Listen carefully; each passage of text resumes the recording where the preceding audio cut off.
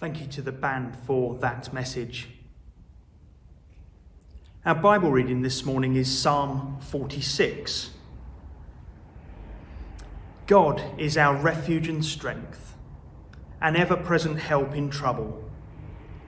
Therefore we will not fear, though the earth give way and the mountains fall into the heart of the sea.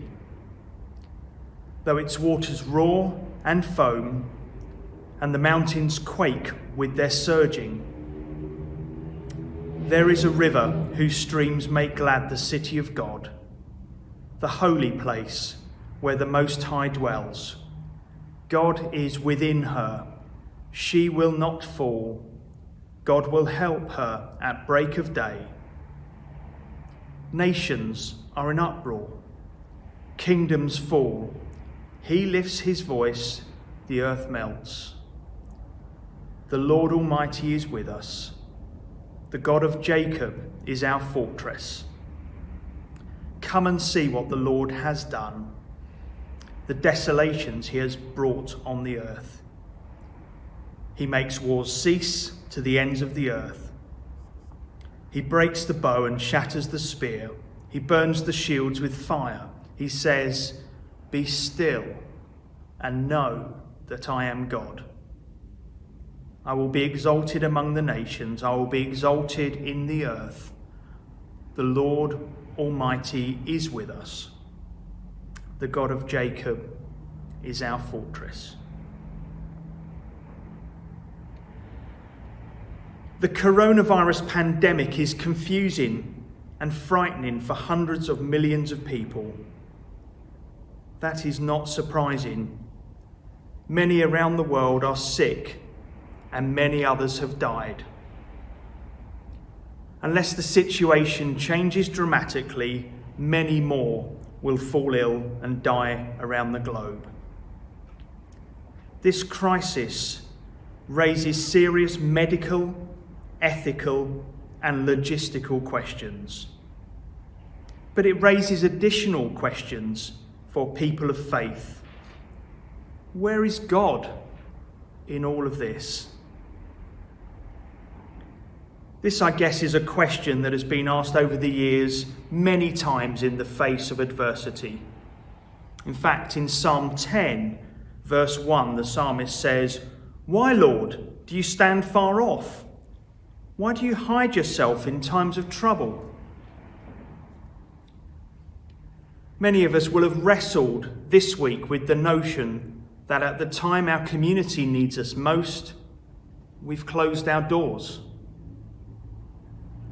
My message this morning is, although the doors of our building may be locked for public health reasons, our church is far greater than this.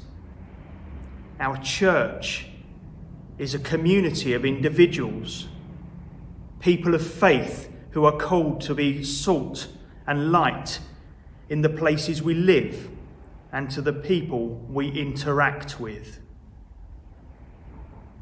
God is not standing off or hiding himself in a time of trouble. He lives in us, his people, and we are at the heart of everyday life. So what can we do? Firstly, we need to stay connected with God.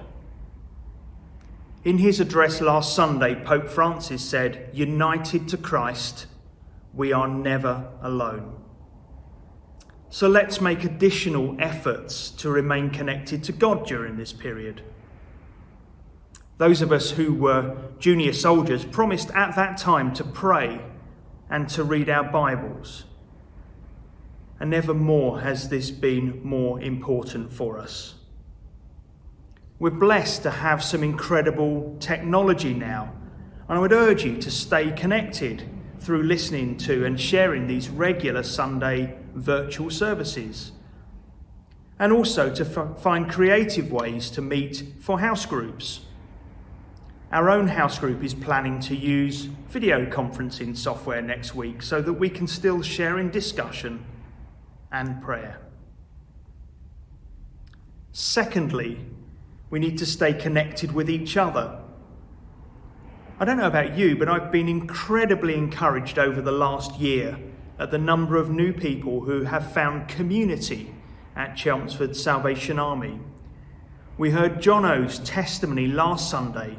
If you weren't here, I'd urge you to listen back on the podcast. We heard how he, Roma, and little Aurelia have found friendship and a warm welcome at our core.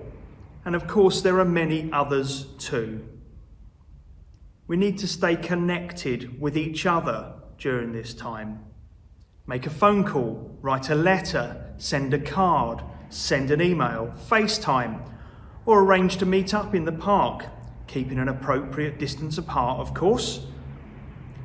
We'll need some encouragement during these times of social distancing. So let's take the time we've been given back and use it effectively to stay connected as a fellowship of believers.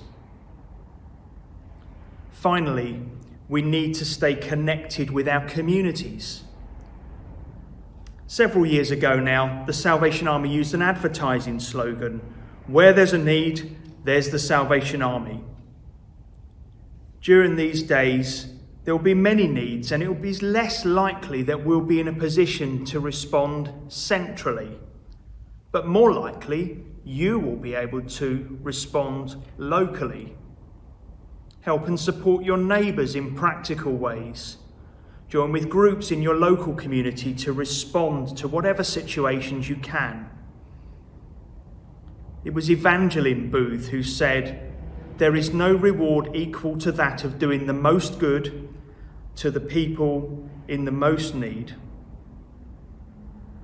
As we get to grips with the reality of the evolving crisis, it is possible that in future weeks we'll be seeking support for some centrally run initiatives. But for now, be the salt and light in your own neighbourhood, because as Christians, that is what we are called to be.